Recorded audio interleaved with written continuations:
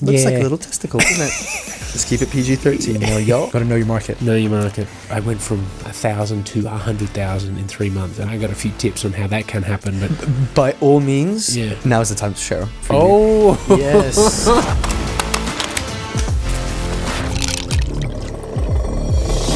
Are you ready? As creators, we all have the scary dilemma of chasing down a niche. What kind of content do I create? What tone do I present that content in? And for some of us, what language do I do it in? Well, today I'm going to be showing you how one Aussie decided to build his entire social media business around one specific audience, and that's here in Indonesia. And moreover, how he was able to land an opportunity to collaborate with Grab, Asia's Uber. Hi there. I'm Robbie, and you're watching or listening to the Lost Creator Podcast, a show where we interview some of the most unique and influential people in the content creation world in the hopes of inspiring you to escape the 9-to-5 and live out your dreams. And joining us today, we have the very unique and very inspiring Damian Who, but you might know him as Hoointheworld. Whointheworld. Whointheworld. Yeah. It's spelled like your surname, H-O-O. Yes, Whointheworld. Or you might also know him as the Batik boy. The Batik Cowboy. The Batik Cowboy. The Batik Cowboy. So tell me a little bit about how that name came about. Oh, geez, the Batik Cowboy. Yeah. Well, it popped up. I mean, I've been toying with my own name, Damian Who is my real name, but I needed a character in my content. So I figured, you know what, I'm going to become a Batik Cowboy. So I bought a cowboy hat, changed my profiles, my TikTok names, and suddenly that was it. I was the Batik Cowboy. The Batik Cowboy, I love it. Love it. By the way, Damian, would you care for a drink? I want to make all my guests feel rather welcome. We've actually got some whiskey. We've got some vodka. Yes, a we beer. do have a selection of things. Is there anything that you would particularly fancy? You know what? I actually don't drink alcohol, which is for a whole nother other podcast. I haven't drank for 2 years, so don't tempt me right now. That Jameson's looks good. I will. I mean, obviously, I need to do the Irish proud, so I'll stick with the whiskey. And it's 5 o'clock somewhere. Yeah. But we do have some Sprite, some Coke, just some water if you fancy. I tell you what, a Sprite. A Sprite? A solid Sprite. A Sprite. Appreciate that, Robbie. No worries. I don't know if we're actually even allowed to say some of these names. They're not sponsored by Jameson's. Sponsored by Jameson's. Jameson's. If you're watching this, I only drink you. So I only drink Sprite. Okay, so the Batik Cowboy. Tell me a little bit more about your backgrounds. Like take us back. Okay. How far back? As far back as you feel. Well, okay. Like I'm born in Brisbane, Australia. Hence the accent. I have Brizzy accent. I have a Malaysian father, a Chinese Malaysian father who met my mother, who's white Anglo. And they met in Malaysia, and then they moved back to Australia, and they had me and my two other siblings. So I grew up as an Aussie in Australia with some ethnic vibes about me. I always had a taste for Asian foods because my dad was an exceptional cook. So growing up, it was always exciting stuff, as opposed to my friends who were eating baked beans on toast. Yeah. This is the crazy thing, I'd never been out of Australia. Well, I went and lived in Liverpool for a bit in England, but I'd never gone to Asia until I was 26 years old. That's crazy. I mean, when I reflect on it, right? From 0 to 26, I'd never visited Asia, and I'm half Asian. It just didn't make sense, yeah? Yeah. So I went, and I was just like, whoa, how am I supposed to go back to Australia after living in Asia for a bit? I lived in Bangkok, I've lived in Singapore, and I've lived for the best part of 10 years. I've lived 8 of those 10 years in Asia. Bangkok, Singapore, and now Bali. So Which was your favorite? Oh my God, I do love Bangkok. I love Bangkok. I mean, I love Indonesia, no doubt about it, but Bangkok. Singapore was my sturdy, boring, older sister. You don't want to spend too much time with her. I lived in Singapore as well. You lived in Singapore too? Yeah, I did. It was a very bad time to move. I was a bit reluctant to go to begin with, and everyone said, you got to go. Think of all the traveling you're going to do. You're going to be at the hub of Southeast Asia. And I thought, you know what, for myself, because I've not traveled much. I hadn't traveled much when I was younger. I went straight into freelancing, and freelancing is a grind. You got to go in hard, and you're not making a lot of money. You're not getting paid for your holidays. So I didn't get to do a lot of that traveling. But then you work hard, you get good opportunities, like being offered a job in Singapore. Yeah. Who are you with in Singapore? I was working for a relatively corporate media production company. So we just did sort of animated or fairly simple live action corporate stuff. Okay. But then I actually shifted and started working with Nas Daily. Oh my God, that's where I recognize your face. Oh, you do? So I mean, that's where I'm from. That's my roots. I'm from the NAS Academy world. Oh. Yeah. So wait, you were a student at NAS Academy? I was in NAS Academy. This is part of my journey. I did not know this about you. I didn't know that you were NAS Academy. I'm from. We have to break it down. We'll definitely break it down. Yeah, of course. But yeah, no. So I moved to Singapore, and then COVID, the pandemic hit. So the amount of traveling that I got to do when I was in Singapore was Yes, of course. zero. To your supermarket and back with a mask on. My experience in Singapore was the four walls of my apartment. Oh my God. Yeah. That's why I left. Yeah. That's why I left. Yeah. I got out in the middle of my contract because I said, boss, I can't do Singapore anymore. I'm breaking contract. Yeah. He threatened, dude, we may hold your salary if we can't find someone else to take your spot. I said, I'm taking the risk. He found someone. I broke contract. I moved to Bali. It's a dream. It was a dream move. And you followed suit. I did. A year I heard later. you were coming, so I was like, I should probably go as well. I'm going to do what Damian did. I never met him, but I'm just going to do it. But sort of at what point in all of this did the content creation start for you? COVID, 2020. Yeah? Yeah, I got bored. Like I was in Singapore. You know what it's like. The lockdown was oppressive. Yeah. You couldn't leave unless you were doing fitness or going to the supermarket, right? Remember those days? Yeah. And I thought, shit, I'm going to buy a Canon M50, the old sturdy beginner thing. And I created this, my first video project with illegally, because we snuck people into the apartment. Couldn't do that in Singapore. We made a take video clip of a song called Lockdown Lover, which was a parody song of Part-Time Lover by Stevie Wonder. You know that song? Part-Time Lover. We called it Lockdown Lover.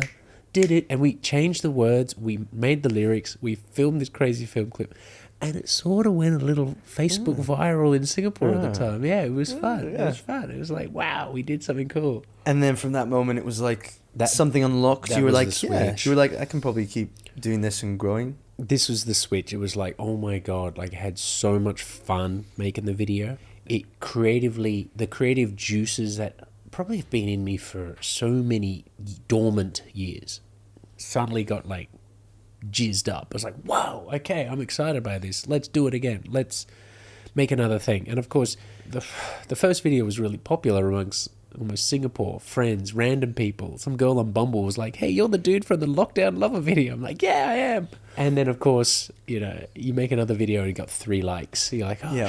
okay, Yeah. this is the world of creating. 1 minute you are hot, next minute you are not. Yeah. Short-lived viral fame. True. To begin true. with. To begin with. To begin, To yeah. begin with. It's ups and downs, right? Yeah. But then I started making food challenge videos in Singapore, gym vlogs, skipping videos, just anything where I was interested, I was making. And it wasn't for, you know, I'm just throwing stuff up on YouTube. I'm buying fake followers on YouTube just to say, well, no one's going to watch my stuff if I have 0 followers. I better have at least thousands. I tried that game. How did that turn out? Terrible. Yeah. It's just like, I've got all these Russian bots, and then like, I've got 1,000 followers and 3 views, and it's just like, why am I doing this, Damian? What's the point? Why did I spend $20 on those bots? You post on Instagram, you post in the wrong format. Like, you spent a constant battle doing a product, posting it, looks terrible, the head, you know, the writing's in the wrong spot, no one's watched it, and you think I just spent best part of 3 days making that and no one's watched it. What the what is going on in my life? Gives a Yeah. So especially not the Russian bots. those Russian they bots. they care the least. He promised me they were going to engage. That's what he told me. But they don't. They don't. Anyone out who's watching, don't buy followers. It's not. It's really not worth it. Like, you need to grow organically. You have to. It stuffs up your algorithm too, because any platform knows, wait a minute, he's got 1,000 followers and 3 views. No, suppress his content not to be shown, and that's what I learned from that. So did you stay with the same channel, or did you I changed a new one. Started afresh. So, I mean, you worked for NAS Academy, you worked for NAS Daily. So The inspiration came in 2020 when Naz had one of his hackathons. You're familiar with that. We got 15 positions. We're taking one person for out of these 15. We're going to give him a job. And I just went, cool. And I sent in a random food challenge video where I did a durian eating competition. And, Tony and the red beanie girl. Yes, Leisha. Leisha. Do you know what? I'm hoping, it's not confirmed, but I'm hoping Tony's going to come on tomorrow. Get him on. Yeah. Yeah. He's here. So Tony is we're mates here. We hang out sometimes. Oh, great. And Leisha, love Leisha. The red beanie girl. The red beanie girl. Oh, Leisha, that's her name.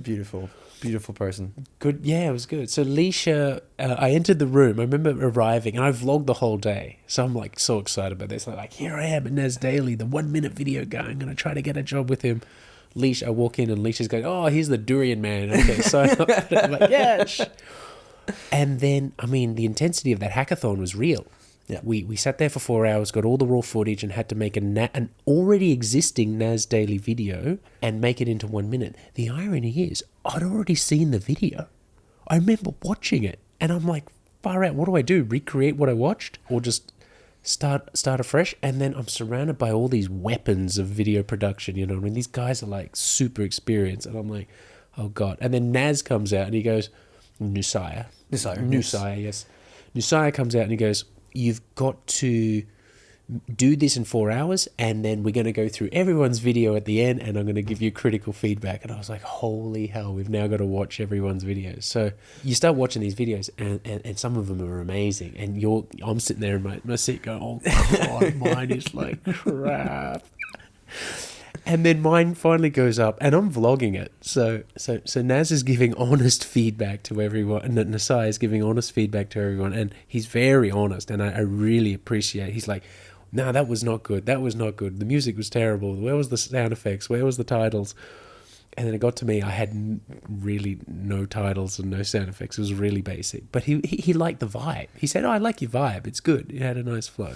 So ever since that day, I was just inspired because I learnt so much in 4 hours in that hackathon on the feedback from Nasaya. And then I was like, okay. And then the next stage of the thing was Naz Academy had a collaboration with Grab. Do you remember Grab for Good? Were you part of that? I was almost about to be.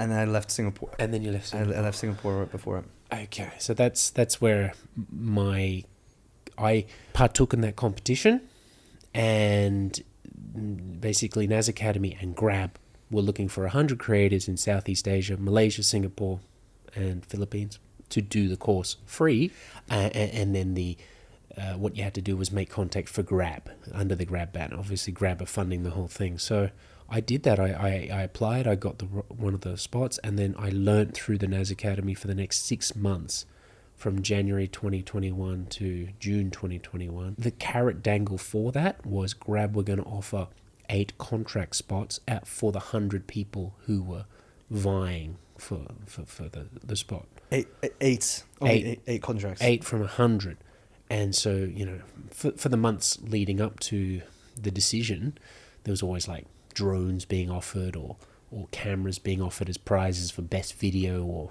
most views or things like that. And then I got to the nervous end of month, and I was like, okay, how do I confirm one of these 8 spots? And I was like desperate to be one of the 8 because you get a 6-month Grab contract afterwards. I was like, all right, and it's out of my hands. There's nothing I can do. It's up to them how they perceive this creator could be benefit to our company. So I got one of the spots, which is amazing. I really absolutely really little round of applause that. At home. Yeah, little round of applause. Can we hear that? Can you hear them clapping for you? I heard it. I heard it. Beautiful. Thank you so much. Love. Thank you so much. That was a really, I guess, good feeling to know that you've been recognized out of a lot of people to say that your content is watchable and we could use you in a particular way, and that's been part of the journey too.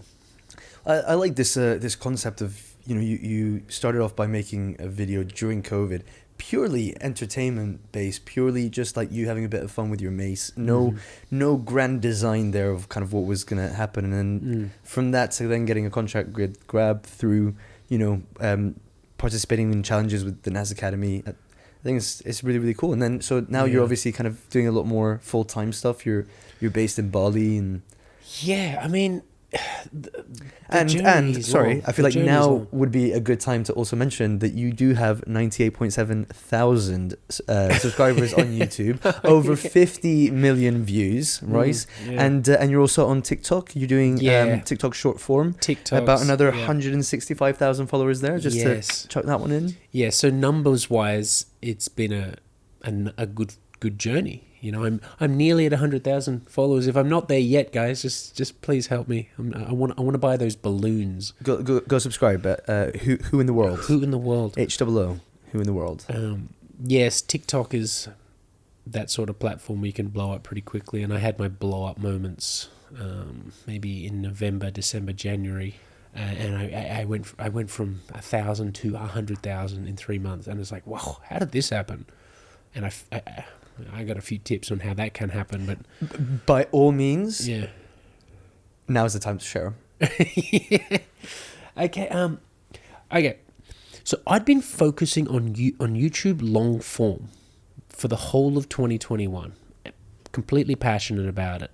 Excited about my incremental growth. Ooh, another 5 followers today. Ooh, more views on this video. Just excited by the process. Happy about the process.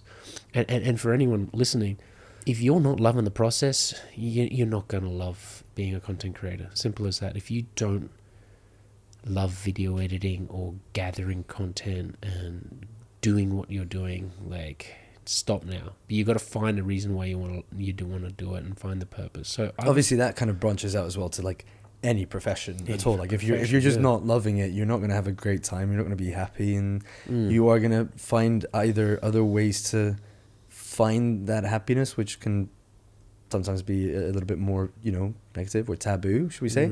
Or alternatively, you decide to change your life. It's a scary thing, but sometimes it's worth taking that leap to find the thing you love. You gotta love what you do. That is true. So I was doing a vlog series in Jakarta with a friend of mine, Lawrence Benson, and he was trying to blow up in the YouTube vlog game as well. Now, he's from a background of TikTok where he already had about 900,000 followers doing his particular style of Indonesian food content. 900,000 on TikTok, not much on YouTube vlogs, and he was determined to do that. So I was doing that with him. We made vlogs, but he also inspired me to say to myself, well, if he can blow up on TikTok, maybe I can alter my content to try to. Now, I'd thrown up content on TikTok before, right? Just 15-second snippets from my vlogs, 1-minute highlights packages from my vlogs. Just no strategy. Repurposing and just going, poof, poof, just take that. Maybe like 1 in 10 videos got nice traction on TikTok.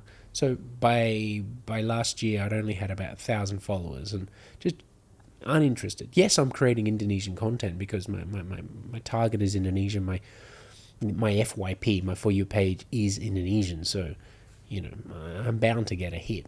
But I never focused on TikTok. And when I got to November, I went, that's it. I'm going to target for TikTok. I know a strategy. I'm going to turn into the Batik Cowboy. And that's when I got a cowboy hat. I cut the sleeves off. It's a look. It's a vibe. It's an aesthetic. I cut the sleeves off these. I wore a cowboy hat and said, okay, I'm now a character. I'm going to structure these TikToks in story style where there's a journey to what I know is what my viewer wants to see. Fundamentally, my viewer I felt in studying Lawrence's videos, they want to see the reaction to what you finally do, which is eat the product.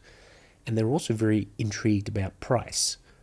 So I made it very purposeful that my journey in the video was the interaction, the exchange with the vendor, the buying of the food, making it fun, and then finally in maybe the last 15 seconds of that 1-minute video, I would eat it, react, do some whatever it is, I would be honest, and then I would ask for price, and then by the time that happens, I know my audience sat in that video for at least 45 seconds. And you look at the analytics, and it's like, they stuck around to wait for you to get that reaction. That's when I started getting lots of views on TikTok. November, December, January, I just did the same style million views videos consistently hitting, and I blew up from 1,000 to 100,000 on TikTok doing this Batik Cowboy story style wacky foreigner in Indonesia. And yeah, well, I think it's great that you've tapped into as well, like the fact that there's story style, and I think, you know, people think that with TikTok there is obviously like an entertainment value that's there, where, you know, you can post yourself doing some sort of dance, or, you know, it's something that has less story, but there is still story capabilities. There's still storytelling abilities in short form content, and it is important, because if you do want them to stick around until that kind of 45-second mark, it's important to still tell a good story. Telling good story is something I always reflect on and think, you know, like you'll make this video that is, you believe is great, and it is a great vid. But I firmly believe that the TikTok, any short video audience, will appreciate greatness. They'll give you a like, but whether they stick around in that video or not is the next question. Sometimes, and I feel that I've posted great videos, but I've given them the expectation of their value way too early in the video. You know what I mean? I've given them, oh, this is what the video's about. It's just this. Yeah, it is good. Essentially, you give them the climax, what you've got to kind of get them to get to. Yeah. Which you want to probably aim to have within the last little bit. I give it to them. And then they don't have a reason to stick around. Yeah, exactly. So they really like it for that 15 seconds. I get the likes, and the like ratio for me on TikTok, I know that's going to work, is 1 like for every 10 views is, oh yeah, it's going to go FYP proper. 1 like per 10 views, guys. Yeah. If you're watching at home, that's a good tip. It's a good tip. 1 like per 10 views, you're going well. You're going places. You're going places, kid. You're going places, kid. You're going places, kid. And wait, so you also just kind of gracefully passed by this idea of tapping into the Indonesian market, and this is a huge thing for you, because your content is for an Indonesian audience. And so, first of all, was it a choice that you wanted to make? Was it a choice that you started to see had benefits in it, and you kind of rode that wave? So what happened there? So what happened was, in the 2021 YouTube long form journey, I'm just making out of the spirit of creating. So I'm just excited about the learning, the process. Blowing up wasn't on my mind. Just getting good at creating was on my mind, right? So one video on YouTube long blew up early in my creation piece. It was me trying Indonesian fruits, which is a present I bought for you today, Robbie. Oh, bless you. I bought you fruits. You brought me some. What? It's an Indonesian fruit. Oh, okay. Looks like a little testicle, doesn't it? What? Can you tell me what this is? It is a salak. A salak. A salak. Salak. Yeah, and I mean, if you want to eat it live, it's... Yeah, no, absolutely. Wouldn't that be nice to... I would absolutely you to try one of Indonesia's favourite fruits. Okay, I've got a... Oh, okay. Peel it. Yeah, it looks like a... what is it? Some weird skin. Does it grow on a tree? Where does this come from? Yeah, it's from some weird tree. But it looks like snake skin in a way. It does look like snake skin. Yeah. It doesn't feel... It's a little bit... It looks like a little dragon egg. But listen to that beautiful... There it is. Yeah, oh, this is, the ASMR people are getting that. For you vibe. ASMR people. Yeah. Okay. Let's keep it PG-13 now, y'all. She's struggling with opening that. Well, yeah, I'm trying to also not make a mess. So yeah, got it. Oh, okay, we good. So just go for it. Okay, sorry. What's the name of this thing again? Salak. Salak. Yeah. Oh, there's a seed inside. Oh. There is a seed in there. Don't break your tooth. It's really good. Yeah, it's really nice. It's good, it's really nice. Yeah. Underrated fruit. Very underrated. That's really delicious. Underrated. It kind of reminds me of a fruit I used to have as a kid growing up in Portugal. Called a niche, but I have no idea what you call them. These things are cheap as chips too. They're really good. Ridiculously priced. Sure. So anyway, this video I made was about trying Indonesian fruits. I went to a market with Susan, aka Gypsy Sneakers. You've interviewed her already. We've had her here already, yeah. Me and Susan, when we were both on 1,000 followers each on YouTube, and she's now gone into the stratosphere. we both made this fruit video trying wacky fruits in this market in Bali, and my video started just popping, just getting lots of views. And honestly, it was like, oh my god, the Indonesian audience are lapping this stuff up. I went from 1,000 followers to 5,000 pretty quickly. I was like, okay, well, this is it. This they're loving me. They're liking me speaking their language. They're trying my food. I'm like, yeah, okay, I'm loving this vibe. I'm getting love from them. I'm going to keep loving them back. And so that was it. That was the switch. And I just went, okay, I'm going to cater for the Indonesian audience. Why did I think like this? Well, I'm falling in love with the country.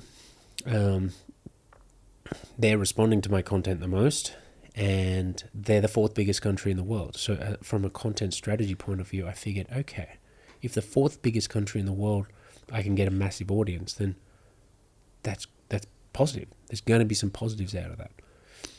What I've learned, and definitely through YouTube analytics, is the CPM, which is what does that even mean? Cents per minute? It comes from like cost per mille, which is like cost per mile, but it's essentially the cost per thousand. Yes.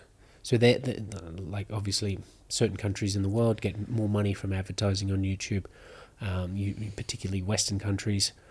And if you get 1,000 views in America versus 1,000 views in Indonesia, you're going to get a lot more AdSense revenue for that video in America as opposed to Indonesia. Correct. So when it came to AdSense money coming in from YouTube, I was like, oh wow, I got a bucket load of views, like 600,000 views. But wait, I got paid that much, So that challenged me to go like, okay, well, you're in it now. The other way you can generate money from this is, 20% of your content creation money should come from AdSense, apparently. So you've got to figure out other ways to make money from that. So, but yeah, that's why I got into the Indonesian. You've touched upon CPM as well, which I think is very interesting. Obviously, knowing that in the Indonesian market is going to be less than something like in the States. Yeah. So how were you able to keep growing and maybe keep monetizing with a specific target on a core Indonesian audience? So my vlogs were getting consistent views. Let's say, well, the fruit video blew up. It's now sitting at like 600,000 views. And ironically, it's my most viewed long video. My first video that popped up is my most viewed long video. So every video after that, I was just like, yeah, well, if that's going to blow up, the next video is going to blow up. And every video is just going to like... But as we all know, well, maybe you don't know, but the YouTube algorithm just simply has a mind of its own sometimes. And regardless of view duration and regardless of click-through rate, your video may perform or it may not. So I belted out maybe like 30 videos in the vein of wacky Indonesia adventure. Some videos got really, really great hits, especially when we went to Jakarta. We got a population of 12 million. Very intrigued about what foreigners are doing in their city. And we got really good views, 100,000, 200,000 views on certain videos. Certain videos that you think are going to work, don't work. And this is the constant learning of like, what does your audience want? What do they want now as your audience grows? Let's say at the time I had around 20,000 followers on YouTube, all from YouTube long form. And I pulled out a survey. I was like, so what do you guys like in my video? Like, do you like me doing edits, sound effects, and titles, and journeys, and all this? Or do you just want to see me on a journey? And most people responded saying, yeah, there was like 65% said, we just want to see you on a journey. Like, we don't want to see all the gimmicks, all the sound effects, all the wacky. Some guy even went in the comment, Damian, you're already funny. Don't make it any more like purposely funny. Just film yourself and go. Okay, so I tried those vlogs. Literally no edits, just a few cuts. Easier to do. A lot less time. Sorry, I just put this on silent.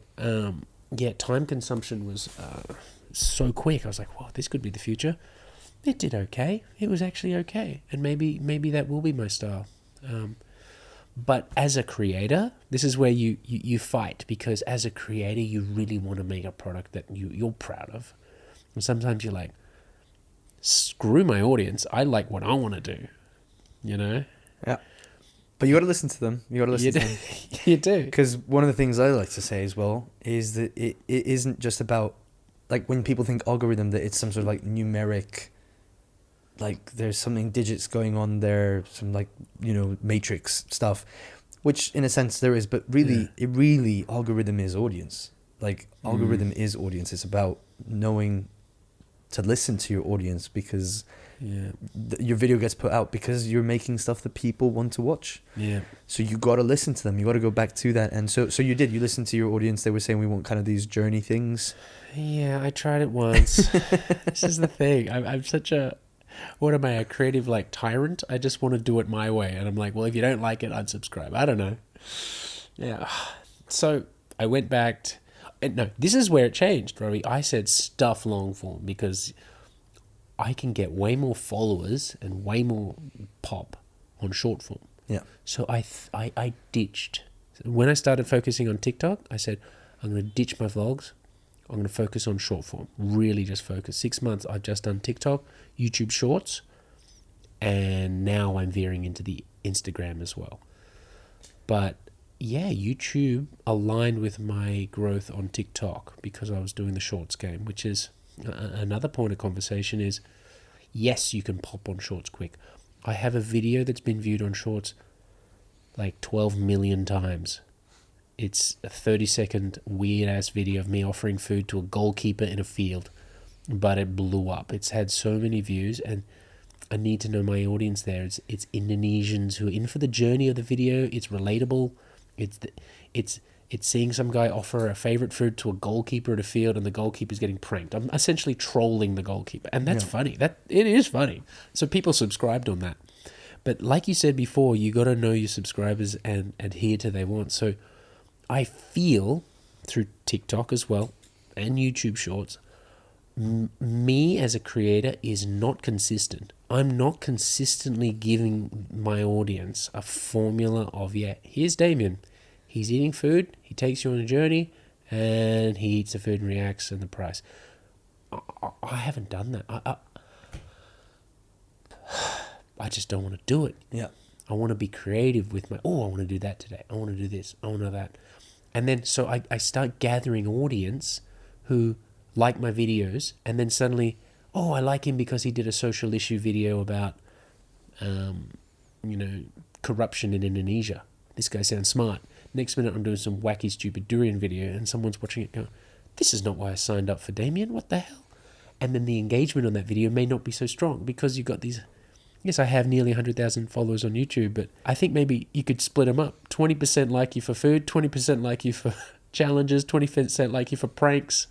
However, you said you're not very consistent in terms of the what's the content's about, but you're being very consistent in your posting. Posting and all the time. That is a really key thing here, because it doesn't matter now that percentage of what they're there for, but because they know that they're going to get something new from you almost every single day, then they're obviously going to stick around see if what's there, what's Damian up to. Yeah, and I feel it's funny you bring about that right now, because I've now revamped. I created my first YouTube long, that I'm me just walking around, just interacting with the locals again, the way I love it, the way I want to do it.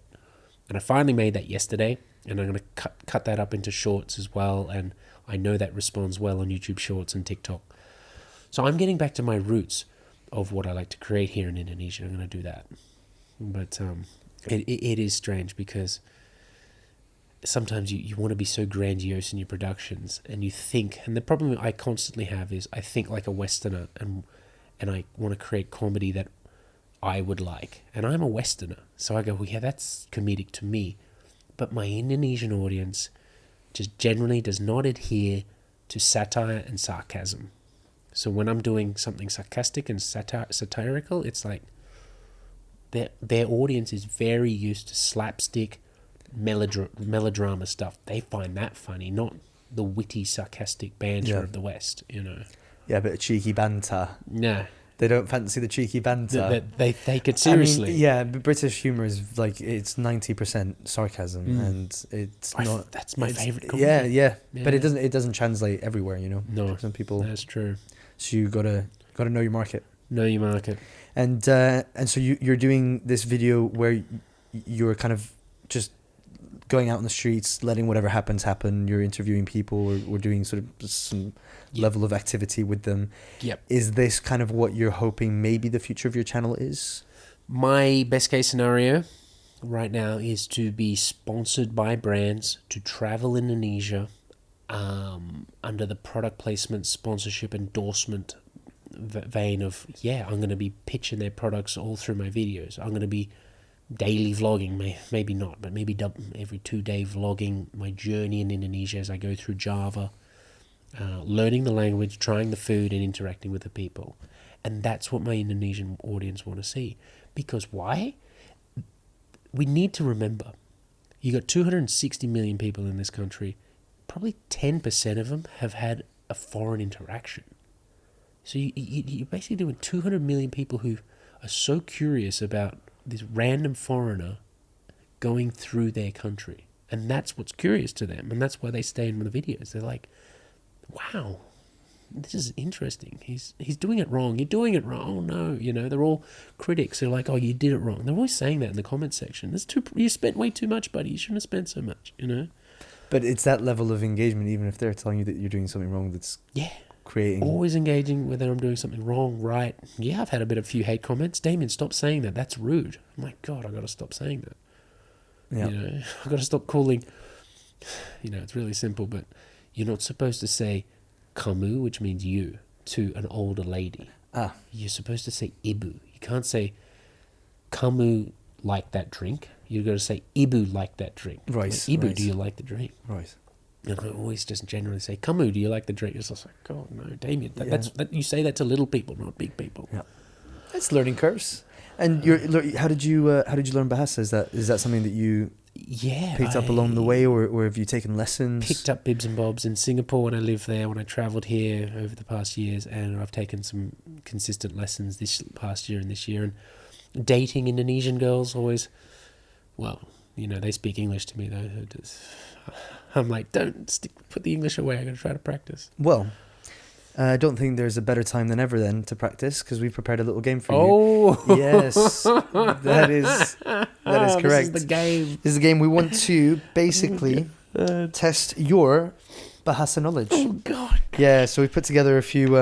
Actually, this is because we always love to have little jingles on the show. This is Test Your Bahasa, and it's Slang edition. Okay, so that's a great jingle. Thank you. We've got loads of budget for jingles. So, yeah. So basically, I'm going to give you a word in Bahasa, and you're going to tell us what the English meaning is. Do we get a prize for every word, or a point system? Is there incentive for my brain to work? Yes. Let's go with points. Points, yes. Points. I work for points. Yes. Now, I think one thing that's obviously worth mentioning is that my Bahasa knowledge, and especially pronunciation, is probably on the lower side of things. I may need a bit of correcting, so you might be able to help me, or then you might just look at me and say, what the fuck is this? Okay. It doesn't matter. We'll give it a go. Let's check it out. Okay. So let's have a go. Test your Bahasa. It's Slang edition. Okay. Okay. The first word. There's quite a few. Okay. Oh God. Okay. So we'll get through them. Yeah. Baper. Bapar. Baper. Oh, you bapa. Why you bapa? That means you're overreacting. Yeah. Yeah, correct. Nice. 1 from 1, baby. One. That's 1 point. Can we get a little like ding? So yeah, you take things too seriously. Yeah. You're too emotional, or snowflake. You're a bit of a snowflake. Yeah. You know? I've called my ex-girlfriend bapa before. Have you? Yeah. How did that? Was bapa. So you say your ex-girlfriend, you called her that? Yeah. That's why she was too bapa. Yeah. Bapar banget. Baper. So that's why she's your ex now. So No, other reasons. Because you called her a baper. Okay. Well, how about galau or galo? Oh, galau. You galau. Yeah, galau. You galau. You galau. Are you cringy? You cringy? No, I've got that wrong, haven't I? A little bit, yeah. Yeah, galau. Not cringy. Galau. Are you galau? I forgot, Robbie. Yeah. A hand. Tell me, yeah. Okay, so you unfortunately don't get the point for that one. Oh, no. It means in the state of dilemma. It's widely used by Indonesian teenagers today. It's usually used to express the state of feeling brokenhearted. Oh, yeah. Or when you're feeling uncertain or down. Yeah. Yeah. See, I'm not an Indonesian teenager. I okay. don't know that Should have known that, though. Could. Mager. Mager? Oh, maga. Mager. You maga. Oh, my God. These words I know, I've learned. They're on my flashcards. God, Robbie. I'll spell it out. Mager. Yeah, I know. Just in case, what it is. my pronunciation is... You've pronounced it so well. Oh. Maga. You are maga. Oh, my God, Robbie. I know these words are on flashcards. I don't know it. So this one is... It means... You unfortunately don't get the point for that one. So it means when you're too lazy to even move. Ah, yes. Yeah. Okay. Oh, my God. My current... I'm sounding like an absolute ladies' man. My new girlfriend said she was mugger the other day. And I was like, what do you mean? She goes, yeah, I'm lazy. I'm lazy. She wants to sit around on the couch and play video games and not go to fitness with me. Yeah. So cracking the whip. No more mugger. You don't get the point for that one, unfortunately. Come on, let's get some points. Let's get some points. Sotoy. Sotoy. Sotoy. Like satay? Like satay, but with an O. Sotoy. Sotoy. Dude, I know how to construct basic sentence. I'm so shit at slang. Yeah, that's why it's slang edition. Oh, it's slang edition. Oh, my God. Because we usually play Test Your Bahasa, but we don't usually play the It's Slang edition. Oh, my God. Yeah. We thought because you kind of do a lot of... slang edition. I speak the Queen's Indonesia. I speak from the book. Queen's Indonesian. Right, Sotoy, come on. I don't know, bro. You don't know. It's an obnoxious know-it-all, which you're evidently not. Sotoy. Sotoy. I feel like this one's an easy one. I feel like you should know this one. Mm-hmm. And the word is nongkrong. Oh, nongkrong. Yeah, Nongkrong. it's just hanging around. Hanging out with my mates. Which is what we're up to right now. This is a bit of a nongkrong. Getting our nongkrong on, guys. Getting our nongkrong on. So well done. Ding, ding, ding. That's a point. Yeah. Next one. Alai. Alai. Tacky. It's tragic, like bad fashion. Sort of. From our research, it's actually jerk or asshole or teenage douchebag. Oh, must be different. Maybe you pronounce it wrong. Alai. Alay. Does that change? Alay. Yeah, no, I've been using that as tacky. Tacky. Oh my God, that's so bad. I said to someone who was a lie thinking he had a tacky shirt, but I basically said you got a douchebag shirt. It's different, isn't it? Sorry, dude. Sorry, mate, if you're out there. Sorry, mate. Sorry. I now know that a lie does not mean like bad shirt, you know. That's a great shirt, by the way. Thank you. Big fan. I can get you one. You want one? I'd love one. You know what? That's it. Robbie's going to wear a sleeveless batik next time I see him. I'm going to give him one. And I'm going to look so good in it. Yeah. I think it's important to know. Give him a free cowboy. You can wear my cowboy hat too. Oh, yeah. Get in. Okay, next word is jomblo. Oh, jomblo. Yes, jomblo. You're single. Yeah. You were without boyfriend or girlfriend. Yeah. Also, you're tired of it. You're tired of being single. But hey, that's for another podcast. Yeah, but by the sounds of it, you're not you don't spend a lot of time being jomblo. No, I like I said, I got a new girlfriend. I'm very happy about her. She's Indonesian. She's wonderful. If she's listening, shout out. You know, this may not get aired for a while, and by then we may have broken up. But if we're still together. I'm feeling very hopeful for this relationship. Okay, bohai. Bohai. Oh, you bohai. Oh, you bohai. Go on, what's bohai? I don't know what bohai means, bro. It's sexy. It's curvy. It's a little bit on the plumper side. Oh, bohai. Bohai. Jeez, I gotta start saying that. My girlfriend would love that. Bohai. Bohai. Chipok. Oh, no, I don't have that, bro. Just a little kiss. Oh, chipok. Yeah, a little French kiss. See, I say chium, which is the Queen's Indonesian for kiss. Chium. What is it? Chium. Yeah. Chium. Well, you learn something new every day. Yep. How about kampret? Kampret. Yeah, that means like stolen. No. Oh, no. I use it the other way. I texted my girlfriend because I Google translated the word. Kampret means I miss you. No. Kampret means Kampret. With a K. Oh, the K. Yeah, kampret. Oh, no. That's a different word. Don't know it, bro. I'm lost. Also don't get the point for that one, I'm afraid. Kampret is talking shit. F you. Kampret. He's talking kampret again. Yeah. So this one, I am going to struggle with the pronunciation a little bit, but I think it's chablian. Oh, Is that right? Chabe. Chablian. Yeah, that means chabe means chili. So it's the slang means like you're a bit of a like hot girl. You're a bit of a wild girl, play girl. I think so. Yeah.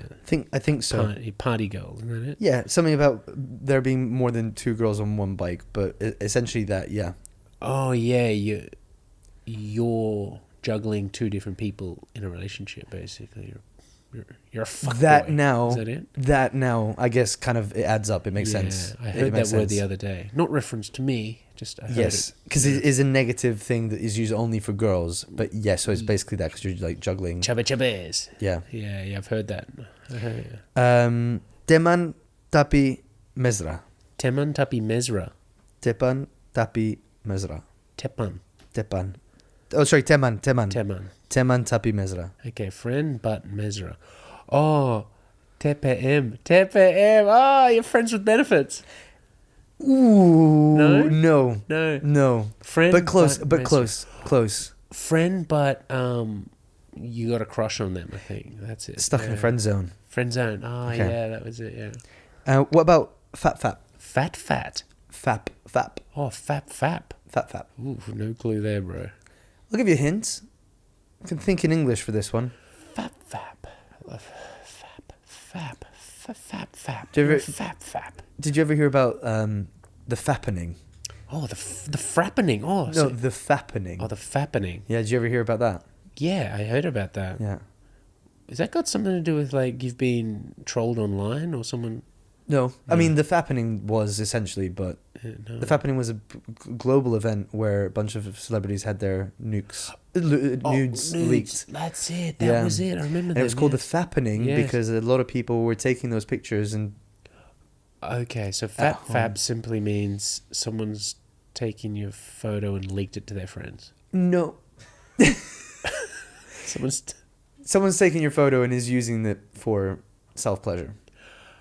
Oh, Having a fap. having a fap.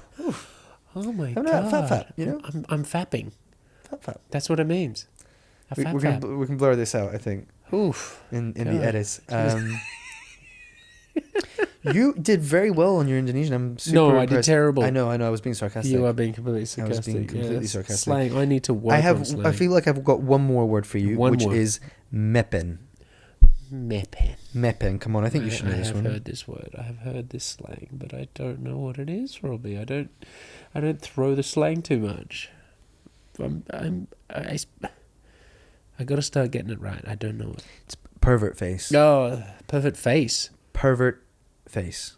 Oh my god, I love these words. Can you? I'll send you the them list. to I'll me? send I you. need to I will. practice. I'll send you the list, and then hopefully next time, if I put you to the test again, if next time we see each other, I'll put you to the test again. You'll Yes, do a please. little bit better. Yes, please.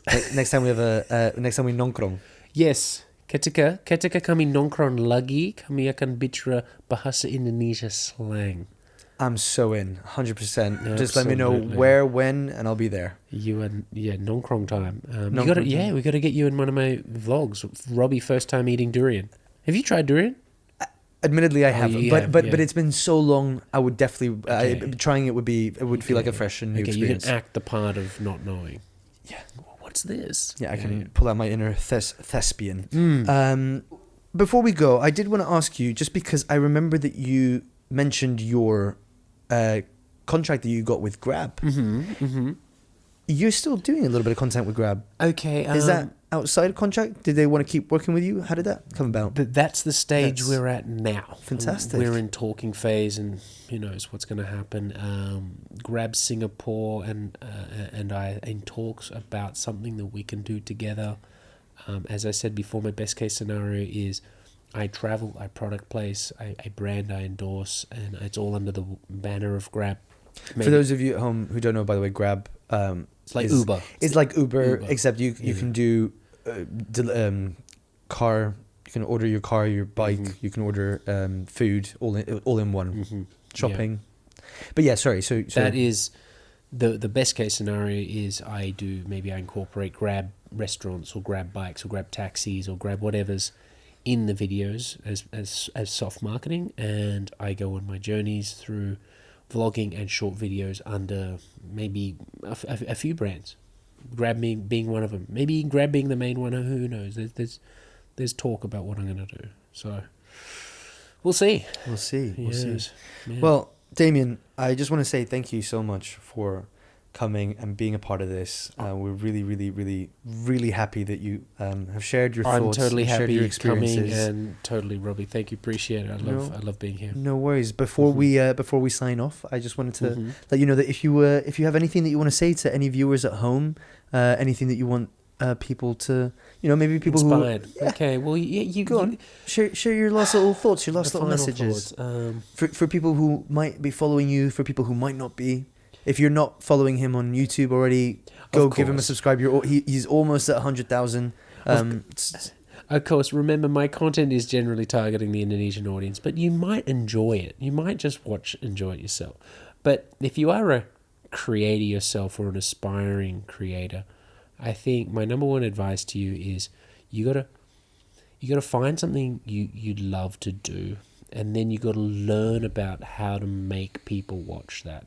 You may get burnt out if you just try putting up things you love all the time and getting the feedback of no views and no likes as a measure of who you are as a creator. Like, you got to learn a few fine arts and skills to fundamentally keep people in your video and make them watch that. And when you can learn about those strategies, then you will start seeing traction in your growth, and then you will start being bolstered and emboldened by that to keep going forward. You know what I mean? So keep learning, keep growing early if you're a beginner, and then you'll start seeing the fruits of your journey. So beautiful, so deep. You need a Salak. I need a you Salak. Need a Go on. Salak. Thank you so much. Actually, also, I want to just take a quick opportunity here to say that obviously a big part of your journey came through being a part of an academy and learning through an academy and growing. So it would be wise of me to probably use this opportunity to do a little plug-in to say we do also have an academy, Lost Creator Academy, 80 hours plus of incredible learning content, and obviously the part of being a really big community of also growing content creators. So go and check it out if you haven't. Fair to say that academies are great. They're a good way to learn. They're a good way to connect and grow. Yeah. So do check it out. Absolutely. But yes, thank you so much for watching. And if you're at home, have a drink with me. Woo! Cheers. Woo! And we're done.